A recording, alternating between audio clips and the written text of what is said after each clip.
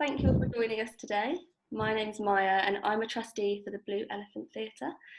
This week is Blue Elephant's 21st anniversary. We're turning 21 on Wednesday, and today is also the first day of Volunteers Week, a chance to say thank you to all the volunteers across the UK who offer their time up to volunteer. So I'm here with Chris and Leo, two long-time volunteers with Blue Elephant, and Chris is also the chair of our Board of Trustees. So we're going to spend the next 15 minutes or so talking about Chris and Leo's experience of volunteering with Blue Elephant. So to kick off, can I get both of you guys to introduce yourselves, and then just tell us a bit about you and how you first got in touch with Blue Elephant and started volunteering. Shall we start with Chris? Well, for me, I was on the board of Southwark Arts Forum, and Antonio came along to a meeting at Southwark Arts Forum looking for trustees. And he nobbled me, if you like, and said, you know, I've got this theatre, which I knew as it was called the Base, I think, at that time. And would you like to become involved as a trustee? Well, at that time, I had quite a lot on with the Southwark Arts Forum, because I think I was treasurer at that point. And I wasn't quite sure at first, because I didn't know whether I could take on another responsibility. But he's a very persuasive man, Antonio, very persuasive and very energetic. And he seemed to all-round good guy. So I said yes. I'll come along, see what it's like, and so I did, and so I came in my voluntary role really as a trustee straight away. I don't think I was the chair of trustees at that time. There was somebody else who was the chair of trustees, but because I'd worked, my background is, I should have said, I'm a drama teacher, and at the time I was working for London Drama. Which I still am actually, and I had got quite a lot of administrative experience working for London Drama, and that seemed to be useful in the setting up of Blue Elephant Theatre, in organising a spreadsheet for the accounts and things like that, which I think just developed. It's gone on from when I started, but sort of all-round administrative help, and also at that time, it was renovation. It was really a renovation of the building itself. So, you know, it's like painting and clearing out the rubbish underneath the seating, and so on and so forth. So that's how I became involved. It was really by by Antonio Ribeiro, who started the whole thing off, but miraculously. Should we hand over to Leo? Yes. Hi, my name's Leo Sculpture. I'm Italian-Australian who's been living in London since 1994. And I've always been into theatre, enjoying particularly French theatre stuff. So I actually went to see the second ever show at the Blue Elephant Theatre back in June 1999. At the time, I was volunteering at the Battersea Arts Centre, and I was thinking, I lived in Southwark and I thought the Blue Elephant was closer, so I offered to become a volunteer, so I started off doing that. But I'm a social worker. I've been practicing social work for, over 27 years, and I've always enjoyed the theatre as a way of, as a way also of getting away from the the very vulnerable and stressful work that I do. A question for you, Chris. Could you share with us a favourite memory of volunteering with Blue Elephant? Yeah, you prepare me for this, and there's quite a number of memories, both as in role of volunteer and also as an audience member. So it's very hard to pick out one. I mean, I'll run through some of the ones. Witnessing The Women of Troy by Lazarus as an audience member was just incredible. It was just, the theatre was just so dynamic for that particular show. And other shows like Born African by Over the Edge Theatre Company in Zimbabwe. Now that was a particular interest to me, that show, and this is one of the two highlights for me of being a volunteer, because having seen how wonderful that show was, and how important it was that young people could see that, in terms of how it contradicted prejudices of all kinds built into that show. Very cleverly put together show. I realised that that not many young people had actually seen that show, come to the theatre to see that show. I think there were 3 groups. And Simon Hughes, who was the MP at that time, came to the theatre soon after that show, and I had a discussion with him about the way that this show was so important for young people to see, and how not many had been able to see it. He said he'd had the same problem with a show that his friend had put on in the church hall. How, there seemed to be a real blockage in the education sector for getting young people out to see shows, because at that time the education sector in Southwark was under scrutiny as being a failing education sector. So he and I and Antonio together really said, how can we get this problem of getting the education sector to become more involved with the theatre sector? And out of that, the Southwark Theatres Education Partnership was born, driven really by Simon Hughes with his contacts, and then later taken on by Southwark Council and developed into a whole festival. So that show, Born African, sort of has a very distinct number of memories, not only because of the quality of the show, but because of what happened after the show. Leo, a question for you. Blue Elephant has a huge family of volunteers. Can you tell us what you gained by joining this family? I think for me, particularly not being part of the theatre world or even the artist world, really, just being an audience member, really, and coming from a social work background where you have got the resources and you've got the infrastructure and stuff. I think for me, what struck me over time was just the bravery and the hard work, and that there's so many actors out there who are willing to do any show for little or nothing. So for me, I was really struck by the bravery, the commitment of both in terms of people putting performances on and the artists, but also the volunteers as well. And just what actually goes on behind the scenes, because normally as an audience member you just see the show and you think, oh, that's great, but then you don't really get to see, like I did, and many people volunteer, the tears and the thinking over and the reflection on putting a show together, and the level of anxiety and nervousness as well. Leo, in what ways has the theatre evolved or changed during your time as a volunteer?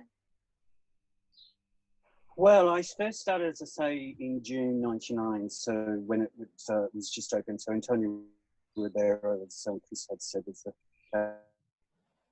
founding director and original artistic director.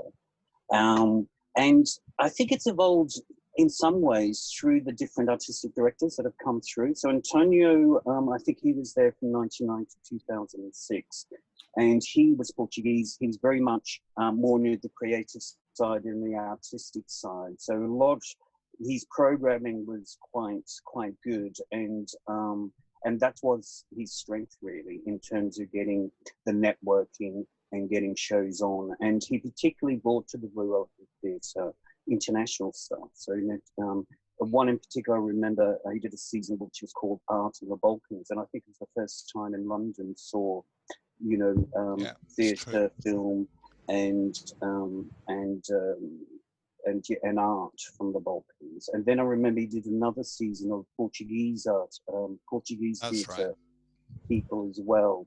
So I remember him very much being that era was very much about the programming, was very much about bringing new international sort of performances to the theatre.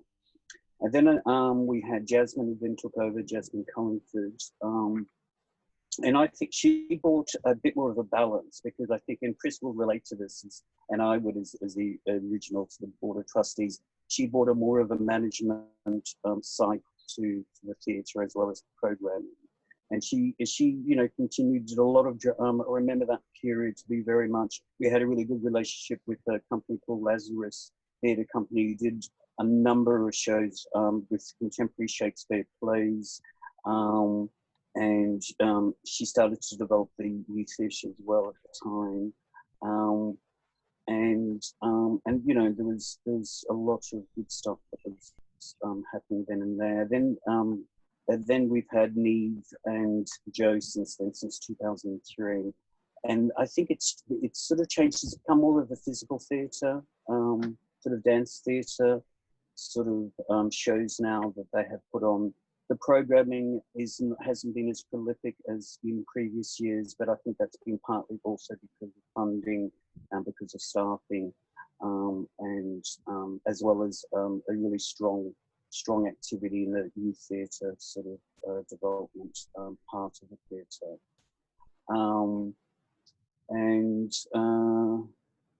So I think that's how it's sort of all the other things, the volunteers. I remember when I started, I was pretty much the only volunteer. So Antonio and myself would pretty much run the show. And now it's lovely to go there now. And there's such an array of young volunteers, all sort of learning, whether it be in the field of art or some retirees who just wants to, spend a bit more time. So that's been a huge shift where, and as the theatre obviously grew and became known and got secure core funding, the volunteers started to come as well. So I think that's the other evolution, that it's a really big voluntary family there now. Yeah, that's brilliant. You can really feel the kind of volunteer family feel when you're there. You really feel that when you walk in, actually. Great. Last question for both of you to wrap up. Can you please describe the Bellefant in 3 words? Well, I find this particularly hard. But one word that always strikes me, and it's one I've included straight away, is something that people say of the theatre as well, and I've always felt it, and that's friendly. I think it's a very friendly place. Its geographic position and everything, and its size and everything, it can't help but be friendly. If it's not friendly, it won't work, because people aren't going to come to that particular location unless they've had a good time and unless they've been treated well. And so friendly is a word that I would use there, warm and friendly. Do you want all 3 from me? If you've got 3, I mean, no pressure. Yes, I do have 3. The other one is oasis. It's an oasis. It's on the website. As somebody's quoted it as a little oasis and a little gem. But oasis is good because I think it's a place where people have come over the years to get refreshment in what has been, with all this austerity and kind of the poverty in that area as well. There's a glimmer of light, a place of rest and nurturing rather. Oasis comes to mind there, and I think that true of the children who've been involved with the theatre. That's something that I want to mention, is that one of the developments that the theatre's had is the way that children have become involved with the theatre, youth right through from very young, right through the youth theatre. And for them, it's been a place of nourishment, I think, and refreshment. Um, uh, and the third word I would use is intimate. I just love the intimacy that you get. A single stand-up comedian can work in a theatre like that because it's intimate. You can jump around with the audience, whatever. It's a freedom because it's so close and small that it supports very subtle work, which I love. I love all the intimate, subtle work. But like I mentioned with Lazarus's Woman of Troy, the intimacy just blew you away because the power of the piece, because it was such an intimate theatre, it just got you involved in that piece uh, uh, to an incredible degree. It's a very powerful uh, uh, effect for being so small. Brilliant. So those are my three words. Lovely. What about you, Leo? 3 words for you? Well, I can totally relate to Chris's, words around Oasis in a Jam, because I think that was one of the first things that really struck me about the Blue Elephants. And having been a Fringe theatre goer for many years, I always loved discovering that gem of a theatre. That's sort of small, it's stuck away, you don't even know the Blue Elephant, you don't even know it's a theatre. It just looks like, amongst the council housing estates, just a building. And